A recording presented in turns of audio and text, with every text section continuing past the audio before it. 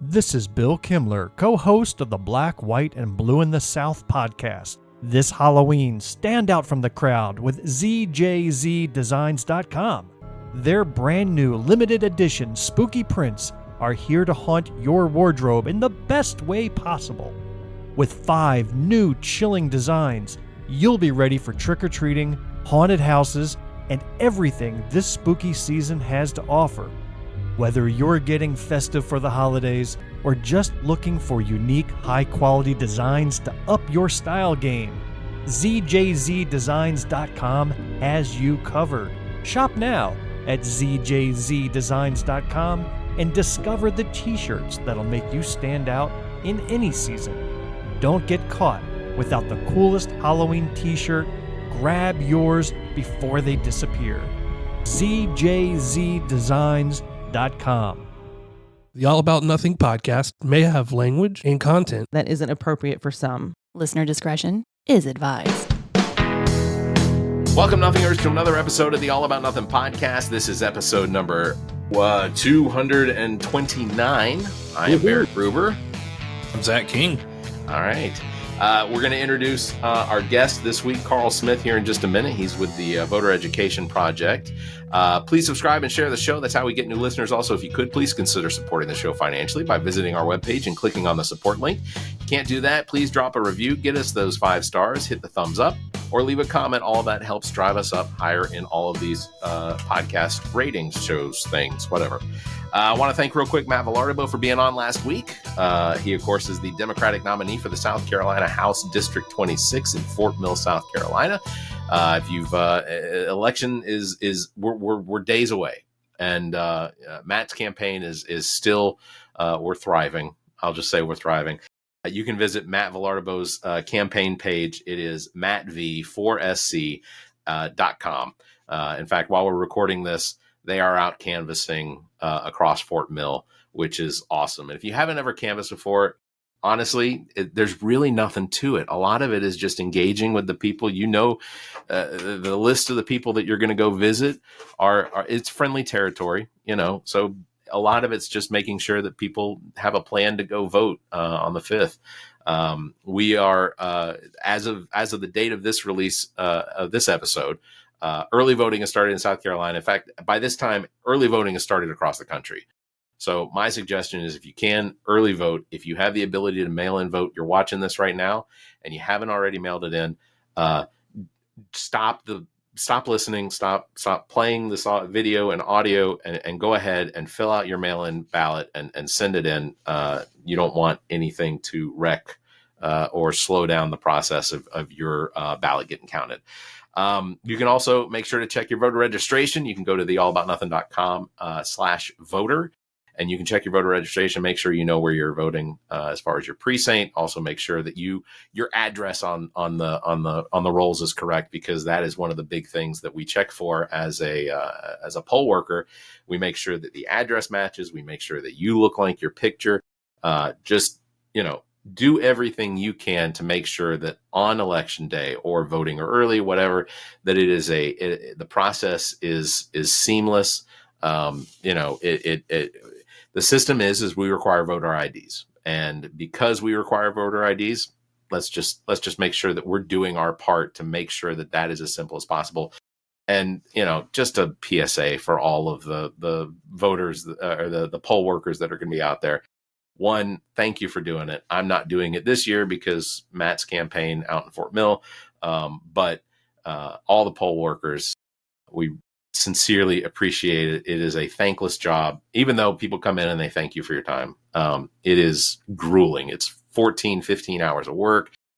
And then at the end of the day, having to get all that information to the voter offices and everything, and all the counting that goes on, and the potential that there will be dismay with all of the counting. So I have crazy people telling you you're hiding votes, double counting certain votes. Who knows? The interactions. Mike Lindell shows up. Yeah, the interactions that I've had with voters here in Lexington County, and I've been a clerk for the last, I guess, 6 years, since 2018, and the interactions that I have sometimes is just complete nonsense, and it's paranoia, and it's such a simple process. Speaking for the state of South Carolina and Lexington in particular, I know what we do is it's a lot of work, and we're all very proud of the job that we do. And I think that the fact that Lexington County has had, as far as I know, no actual voter fraud, I think that speaks volumes, specifically to the Elections Commission office, or the Elections Commission office, as well as all of those that volunteer to run these elections. All right, getting on to our show today on the pod, we are honored to have Karl Smith with us. Welcome, Karl. Thank you. Karl is a dedicated advocate for voter education and civic engagement, having played an instrumental role in the 2024 Voter Education Project. The website is votereducationproject.com. His focus is on empowering citizens by ensuring that they have access to critical information about voting rights, registration, and upcoming elections. Karl's efforts help equip communities with the tools to make informed decisions by strengthening our democracy. So welcome, Karl. Thank you for being here on the show. Welcome. Well, thank you very much.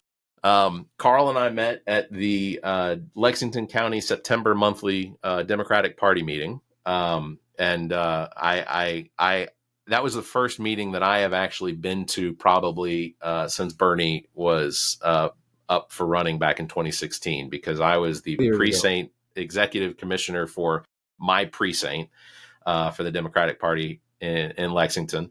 And it's good to go. You get to meet a lot of the people that are also very passionate about making sure that, one, people turn out to vote, but two, know that the Democratic Party is likely the party for them, that when it comes to the actual issues that are affecting all of us on a day-to-day basis, that the Democratic Party is really the one that's more engaged in trying to find solutions and working with Republicans to get those solutions enacted, so that the state of South Carolina is no longer at the bottom of the list.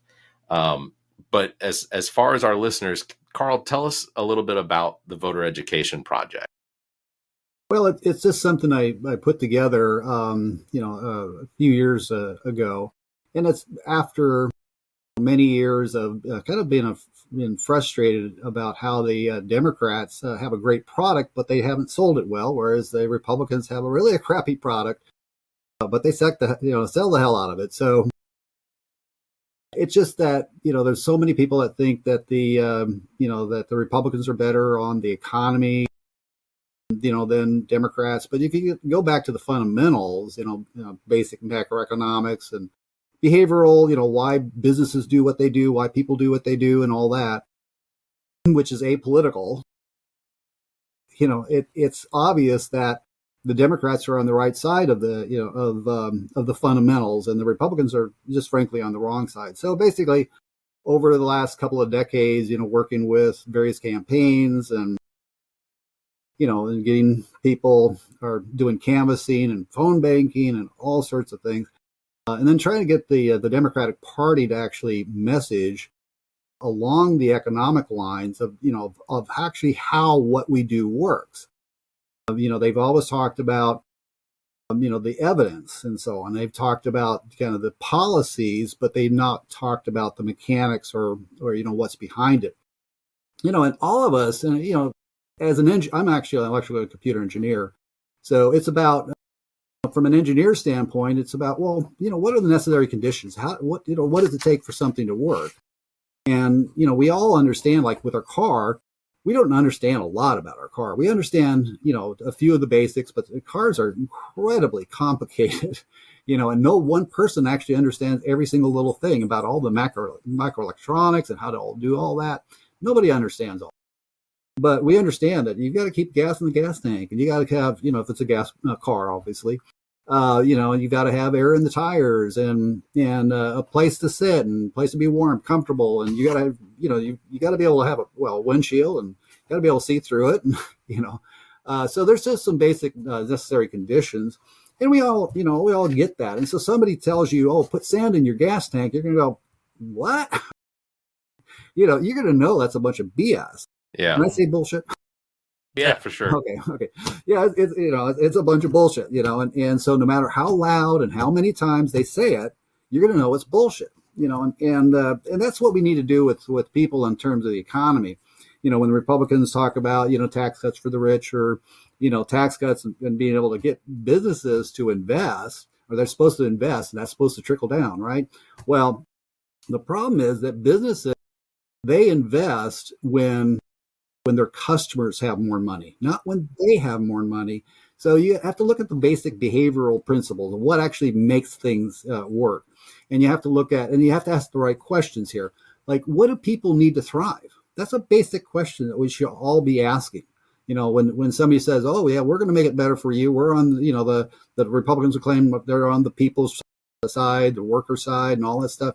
But you look at their policies, and you look at, and then you look at the fundamentals and you go, well, that doesn't really work. And a lot of Democrats will say, oh, trickle down doesn't work, but they never explained why it doesn't work or how it doesn't work. And they pointed to the evidence and all that. No, that's a good point. So basically, if we're going to have people thrive, and another thing that Democrats, they don't come out as hard on the business side.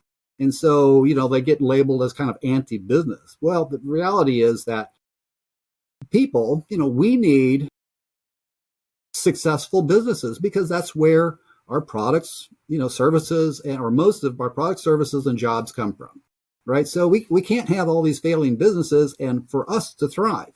On the other hand, businesses need healthy and educated customers, and they need the people to thrive. The more people thrive, the more businesses thrive.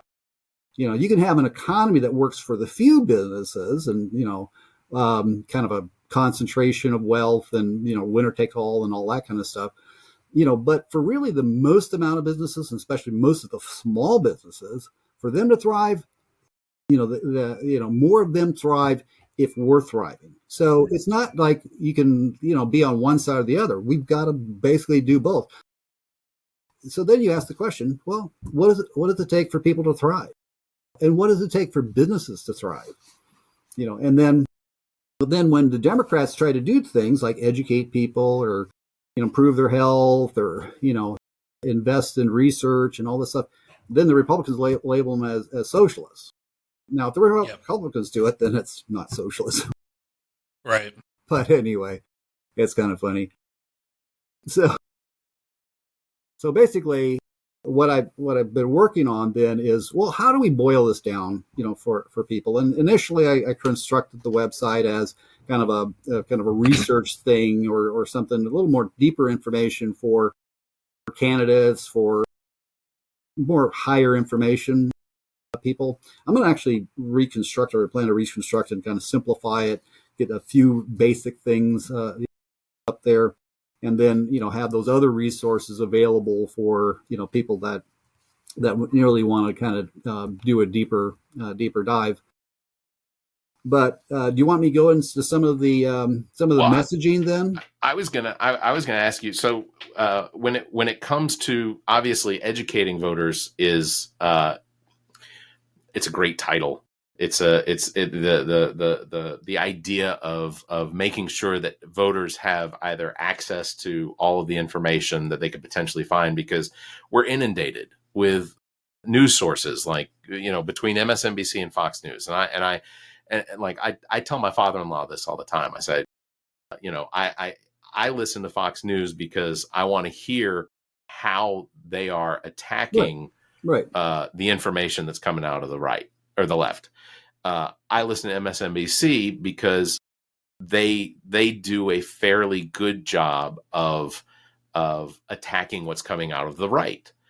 But what I get out of both of them is that it's more about blame games, and the Republicans have the benefit of cognitive dissonance, where and not all Republicans. I have plenty of Republican friends that are even voting for Harris because they've gotten tired of the rhetoric or the whining that comes from this idea that the Republicans are so disenfranchised with everything, completely ignoring that there was 8 years of George W. Bush, and that there was 4 years of Donald Trump, and there was 12 years of Reagan and H.W. Bush.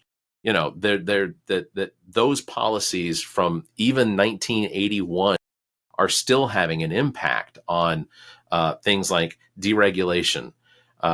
People complain about the fact that the price of things at the supermarket are still as high as they are, and how that's a result of inflation. But inflation right now is around the 2.5%, where a good economy needs for inflation to be, because that means that value is increasing on things the way that it's supposed to. It's a very controlled increase in the cost of things. Pay should be increasing at the same rate. I mean, the cost of living continues to go up, and we continue, although in the last 4 years, I think Zach and I can both speak to our own personal situations. We have benefited from the fact that pay has been increasing, whether it's our jobs. We see more companies, corporately owned franchises across the country that our employees are benefiting from the fact that places like McDonald's and Chick-fil-A in a number of locations. These are fast food, first time jobs that are moving to a $12 or $15 minimum.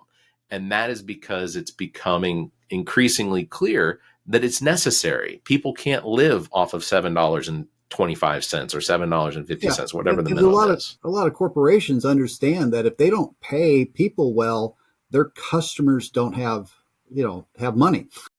Mm-hmm. And a poor person, they have lots of needs and so on. And a person that's living hand to mouth, they have lots of needs and they'll spend the money quickly.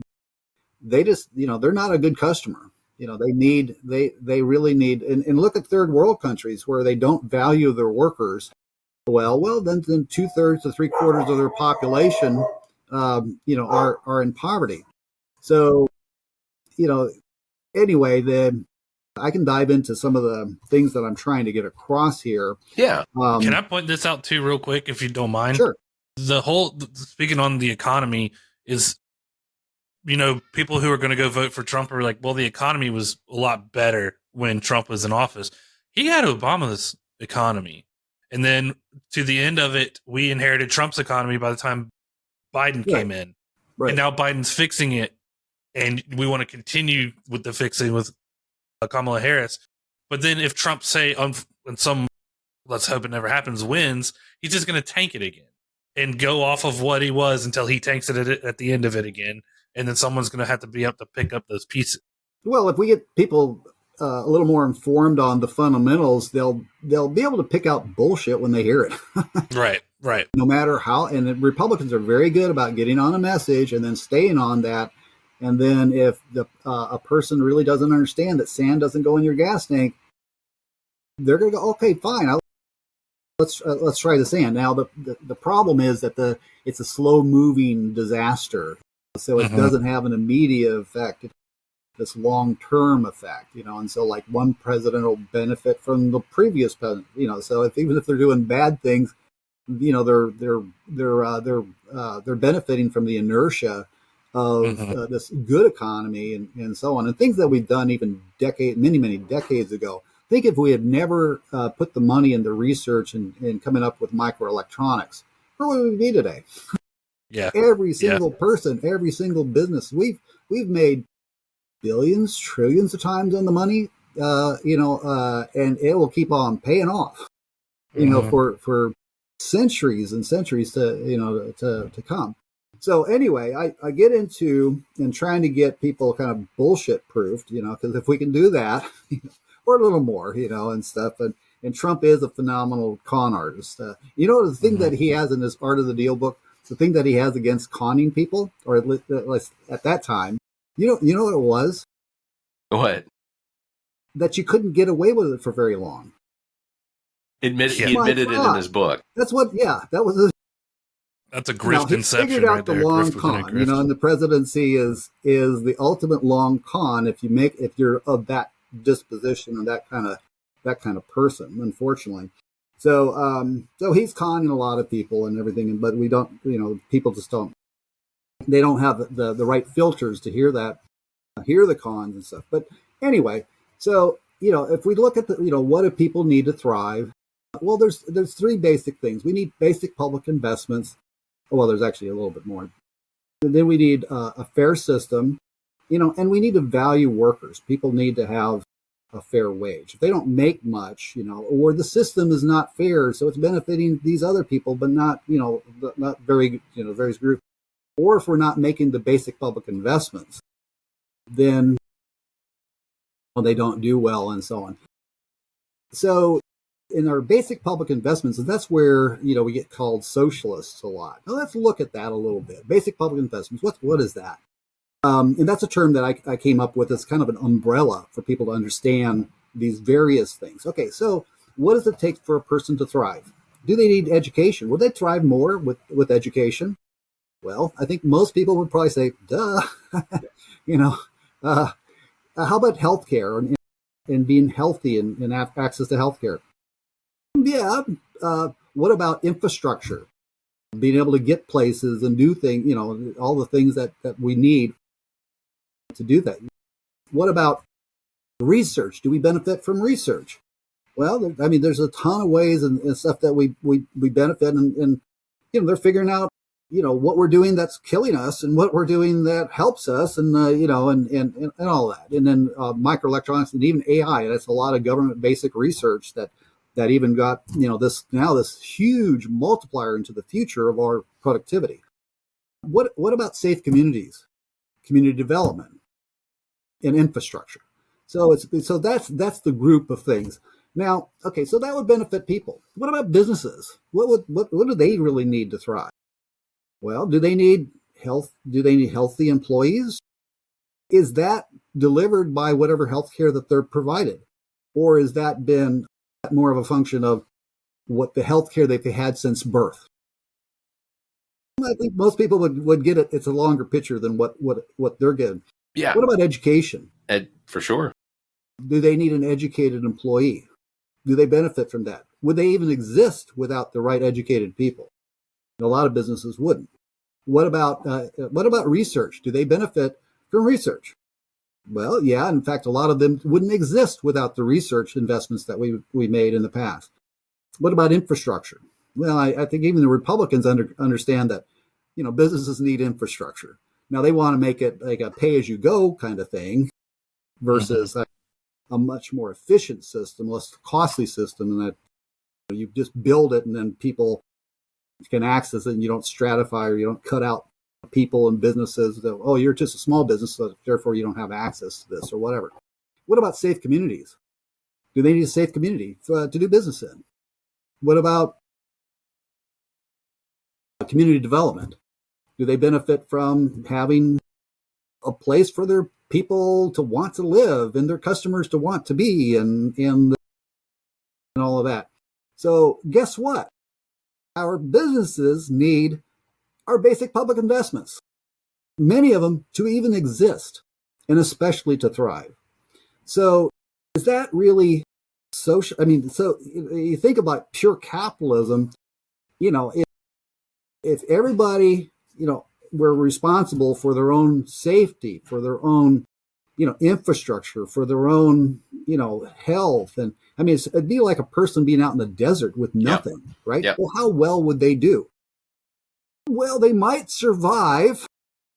Maybe not. No, it's Probably like not. you look at that like the Wild Wild West when you had individuals out mining or panning for gold. They'd literally come back with potentially, crumbs, and that was their only source of income. The likelihood is they were fending for themselves. They were living in squalors, attempting to live and perform this function that would eventually, net some sort of a profit. They'd have to travel by trails that were unregulated and unmaintained, and the likelihood, of being hurt on it's living in towns that had no governmental influence outside of your local sheriff. Before they didn't even have like public education in the earlier part of the 1800s. It started kind of through the 1800s, and by the end of it, so it really got going a lot better in the 1900s and so on. But Do you know about how many people, what percentage of Americans were in poverty back in the 1800s? Like 70%. I would figure it's pretty high. It was very high. It's like a third world country.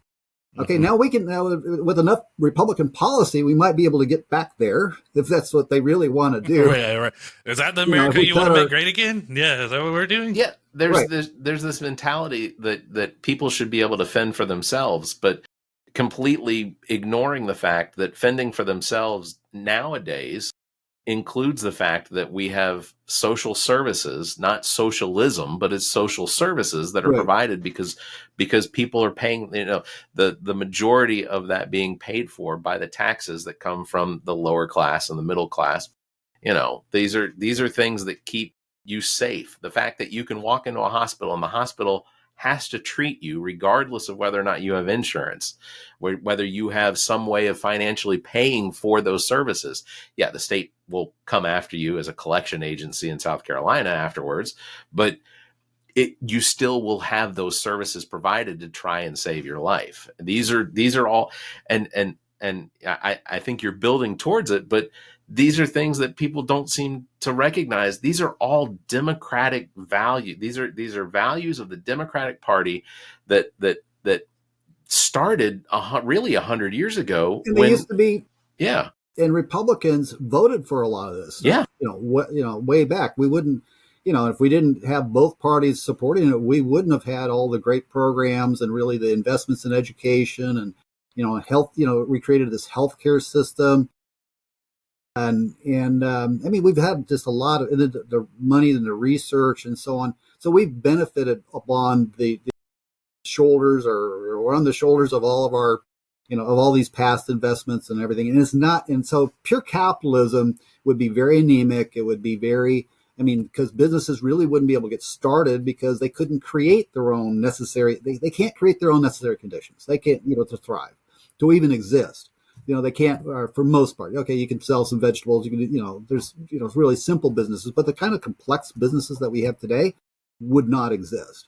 So really, it's not, democratic. I think democratic socialism is kind of a misnomer in that it's because if you look at those countries that do that most products and services, and there's another fundamental thing that you need to understand. Most products and services in those countries are coming from where? Businesses. Yeah. They're not coming from government. Okay, and these are what we're calling socialism. Why would we call something social like one thing when it's mostly something else? So it's really a sustainable capitalism that's working for their whole population versus a rigged capitalism that's working for the few. So it's these are all capitalistic systems, and there's business people want to create their own businesses. Democrats, now Republicans, they're implying that Democrats want to take your property. They want like hardcore socialism and take your property and control your life and everything. And That's what basic propaganda. public investments? Go ahead. That's propaganda. Right, it's propaganda. So what you're being told. Our basic public investments, if we can get that term into, and the goal of all of this is really to change and add to the national discussion this whole concept of basic public investments and how that works. Because once people understand that, they're going to say kind of like when Republicans call it like socialism, like, oh, taking our opportunities. No, these create opportunities. And these are investments that pay back. If we make the investments that pull a person out of poverty, they pay far more taxes over their lifetime. They have far more money to be better customers for businesses. How is that a bad thing? And they actually do pay back. They create a profit for us. When we make these investments, we not only get paid back as taxpayers, we make a profit on it over time. So you need something to kickstart these things. But anyway, so we have our basic public investments, and that these are things that are needed by everybody, both businesses. Think if we didn't have, was another thing in there was safety nets. Think if we didn't have our safety nets. The faster we pull somebody out or a business out or community out or whatever, then they're back contributing to the economy again. If we just let them, flounder and and everything, they're not only not helping themselves, they're not helping the rest of us. So it's in our best, it's in our financial, it's not only morally right, it's financially smart. And this whole thing about conservatism, like, why wouldn't we borrow? I mean, would a conservative not borrow money to build a house or something that's going to actually pay back over, provide benefits over a long period of time, or do investments that actually pay back?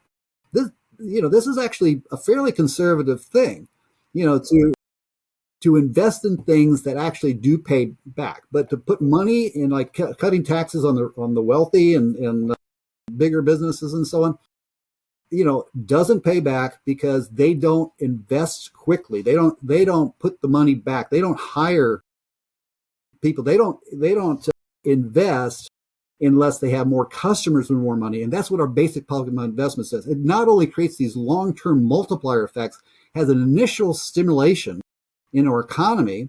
It's putting money in the economy, people, and spend it. A poor person that gets more money, how long do they have it in their pocket? Almost zero time. And so another kind of little fundamental thing that everybody needs to understand is speed of money. And you've heard this from other politicians. So we need to kind of double down and explain that to people, that, if you had like $1 trillion in the economy, and nobody spends it, how big is your economy? Zero. Zero the same. If they spend it, if it cycles one time, how big is it? $1 trillion. Right.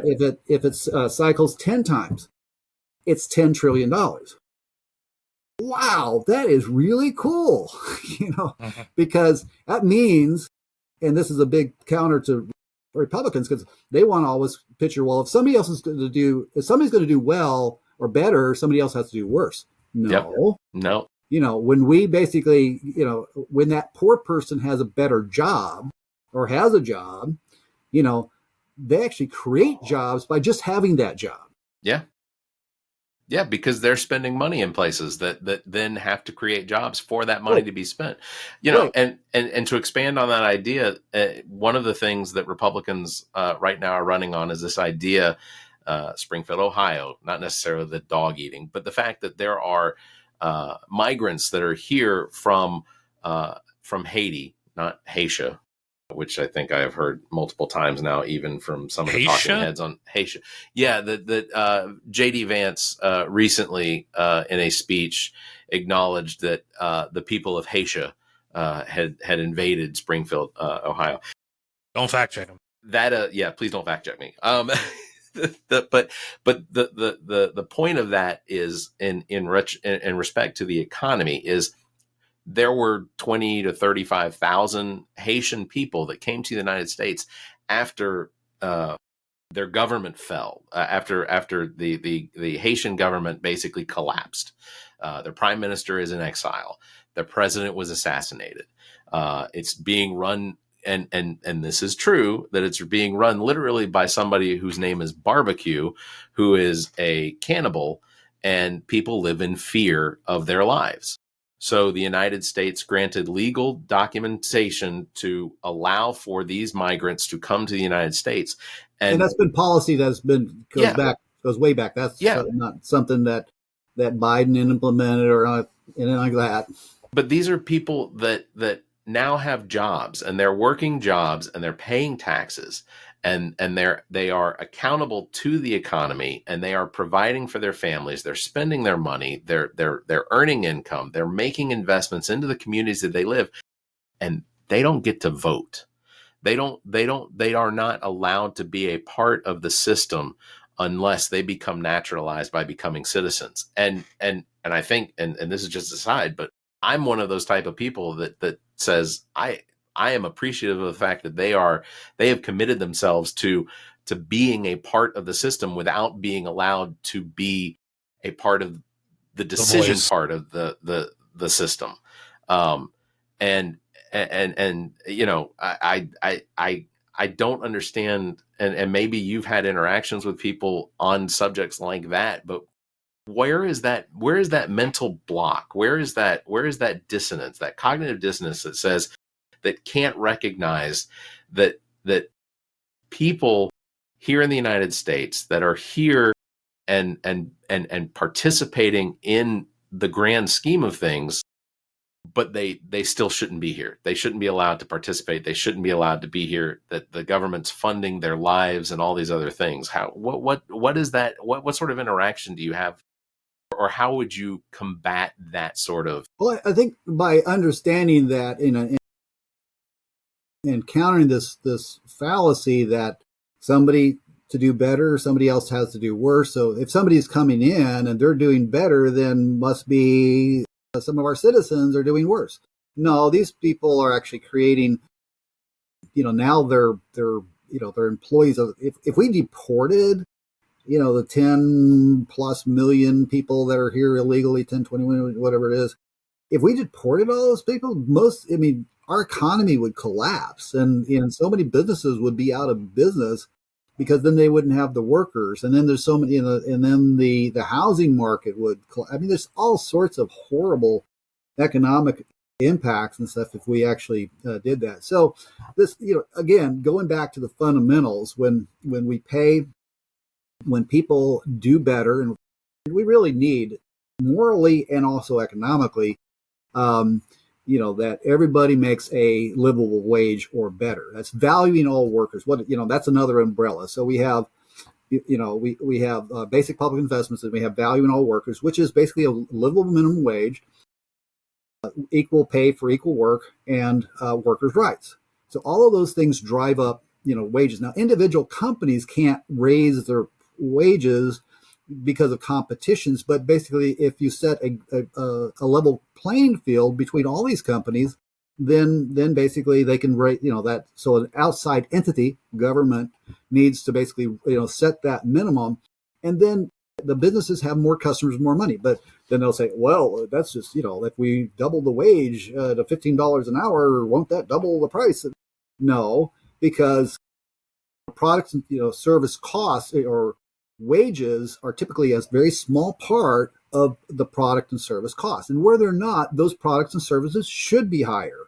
Okay, but for most things, our system can create far more products and services, except for, periods like COVID where your whole supply chain is interrupted and all that kind of stuff. Right. But in normal times, our system can create far more products and services than we can consume. So there's not a supply problem. There's a demand problem, and we need to, and that's really what this is about, is how do you create that healthy environment that people can thrive and more businesses can thrive and all of that. So the value in all workers, we need to pay people better. It would cause some inflation, but then it basically, like, I think a hamburger was supposed to be like 50 cents more if you actually paid minimum wage. So one of the things I want to talk about is this whole idea about the inflation, and now Republicans are trying to blame Biden and all of that on that. And the Republicans or the Democrats are saying, okay, this is a worldwide problem. They don't say, well, Trump would have the same problems. I think we literally need to say that for people to, connect the dots, or more people connect the dots. Okay, so Trump would have had the same problem. In fact, he probably would have done worse. We've done better than any other country in terms of getting our inflation down. Now, there's that period where it was very high, and so some of those prices haven't come down. But a lot of that is not because of increasing employee pay and that kind of thing. It's because so many industries have been allowed to consolidate and then reduce or eliminate competition. So when that happens, then, in these sectors and parts of the food sectors and so on, those prices are way high, So then you say, well, who is actually to blame for this? Is it really the Democrats or is it the Republicans? And if you look at the policies, Republicans say a lot of really nice sounding things. But if you look at their policies, it's not really on the same thing. If you look at their policies, what they've done is they've allowed for companies in industries to combine and contract and so on. So their policies eliminate competition. They go against antitrust laws. And then so people are, the economy is actually doing very well for at least a lot of people, but then there's far too many people now that are still hurting. Who is responsible? Let's get people to think about how much better off would they have been but for the Republicans, not the Democrats, the Republicans blocking the expansion and the continuation of child tax credits. How much better would off they'd be with an extra $3,000 per child and so on. Through this period is going to be turbulent economically. Coming back from COVID, it's going to be turbulent no matter who is. It's a worldwide problem. Trump wouldn't be immune. So there's that, and then also who has been the one, or what party has been responsible for not keeping wages up with inflation. From 1968 to today, it would already have been $17 an hour.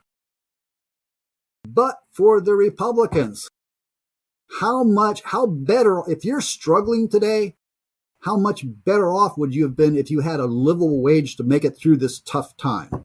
Yeah. It's a tough time. Yeah. But who is responsible for that? It's the Republicans. They're blocking it. Go ahead. No, I was just going to say, or even if it weren't just about the wages, what if it was about the healthcare portion of it? What if healthcare was not something that you needed to worry about the cost? What if you could go see your doctor, or you could go to the hospital or be treated for something very simple, like let's say you're having headaches, or you've injured your hand and you need your hands to do your job. What if there was a system in place where you could go and be treated for something simple like that ultimately is more designed to keep you healthy rather than just treat the symptoms of what is ailing you?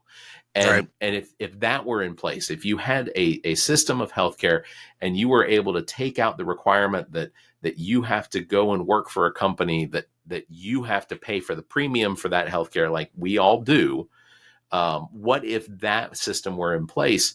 This is something that Democrats have been pushing for really since 1930s on this idea that the government, life, liberty, and the pursuit of happiness. Well, health is covered by life, and we all have the right to good health. So, even if we couldn't get national wages up to a living wage, then having a healthcare system that would potentially make sure that people are living healthy rather than just treating symptoms and having to pay a premium on those symptoms. Right. And then it's not a one or the other. Yeah. We can, get good wages. Our current system, about a third of the money, or close to a third of the money, is just the frickin' overhead of the insurance program. What if we took that money and actually had healthcare providers, instead? Then we could all have, hearing and vision and, all these other services and actually insure every single person. And diseases are spread by other people. We don't want sick people coming to work because they can't go, can't afford to go to the doctor and all of that. This is something that, there's a Physicians for National Health Program. They got a lot of really good information out there, but we really need to get to single payer. How many businesses don't exist because the entrepreneur, doesn't know that he'll have actually health care if he starts his own business or be able to afford it. And right now, we have the most stupid system. If you have to get individual health care, you're basically, or at least before the Obamacare and all that and stuff. But basically, what Republicans want is this system so that if you're young, okay, it doesn't cost much to insure you. Now, the probabilities are pretty low. But in that kind of system, and the Republicans will say, well, if you have your doctor, you like your program, you should be able to keep it. Well, we need to get people to understand that's a game of chance. Are they, that employer that's providing, are they going to be providing that plan that you like next year, in 5 years, when you start needing, as you get older, you need more and more health care. So, it's are you going to be working for that same employer? So you can't. So in the current system, you're not guaranteed to keep your thing anyway. So we need to have a system where but if that's you have single payer. Sorry. We have Cobra, but it's not affordable. All right, real quick, going to interrupt this episode as we recorded a lot of content with Karl Smith, and just wanted to interrupt here because we're going to continue this in an upcoming episode. Actually, it's just going to drop in a couple days, so stick around. So this is going to wrap up this episode. We're going to let me finish out the credits, but just stay tuned. The next episode's coming out very soon, just in a couple days, and you'll get to finish this conversation with Karl Smith. We are only days away from this election, so make sure you've checked your voter registration. You can do that at theallaboutnothing.com/voter. As well, check your voter registration. You want to make sure you also have a plan for your voting. If that means that you need to download and look at your sample ballots, just do a Google search. Check out your just search on Google for sample ballot with your zip code, and I guarantee it'll have all the information out there. Research that.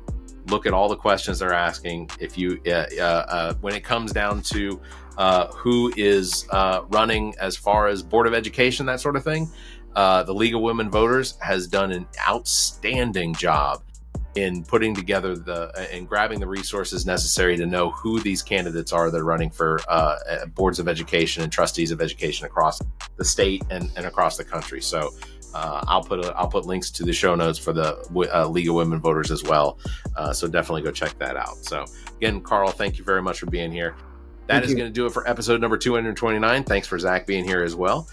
Links to past episodes, podcast platforms, merchandise, and social media available on our website, theallaboutnothing.com. And if you think our financial model of giving away free content and entertainment is silly, and you're in the giving mood, why not become an official Nothinger and support the show monthly? Members get early access to this episode as well as exclusive content, or you can make a one-time donation through the same link. If you'd like to be a part of the show, you can call and leave us a message, 803-672-0533, or you can email the show at theallaboutnothing.com, or join our Discord server. Links available at our website.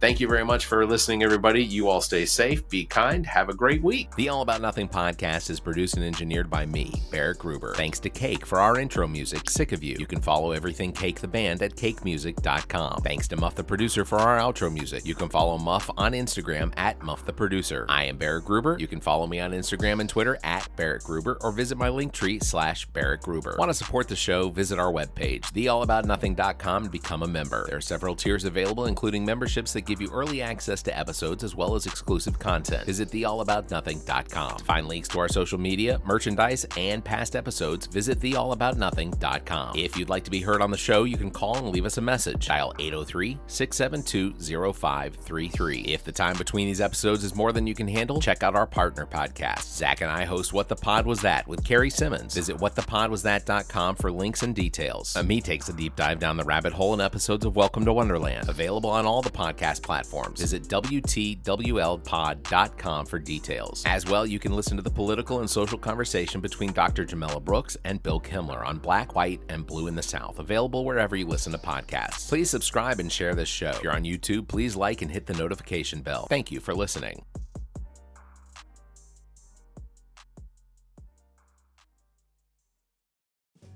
Hi again, it's Ami from the Welcome to Wonderland podcast. This Thanksgiving, make a statement with ZJZ Design's brand new Thanksgiving Day prints. Whether you're hosting the family feast or just want to show your festive spirit, they've got the perfect design to make your holiday memorable. Introducing Tommy the Turkey. He's fun, he's festive, and he's the star of their latest collection. From playful tees to cozy long sleeves, Tommy will keep you looking stylish as you carve the turkey or sit back and enjoy the pie. And that's not all. Their Thanksgiving prints feature a variety of unique designs that capture the warmth and joy of the season, perfect for yourself or as a gift for a loved one. Shop now at zjzdesigns.com and bring a little extra cheer to your Thanksgiving. The preceding podcast is a product of Big Media and copyright 2024, all rights reserved.